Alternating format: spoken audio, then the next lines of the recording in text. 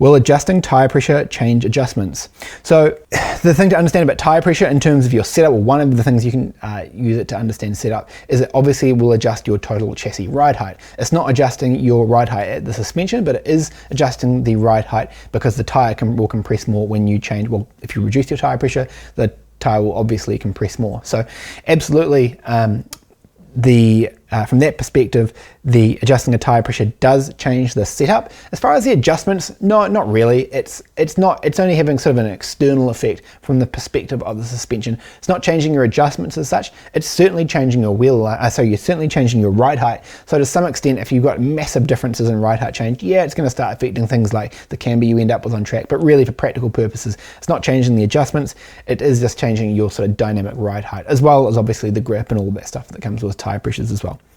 That question was taken from one of our free live lessons. If you like free stuff and you want to expand your knowledge, click the link in the description to claim your free spot to our next live lesson. You'll learn about optimizing the performance and handling of your car on the racetrack, as well as improving your skills behind the wheel.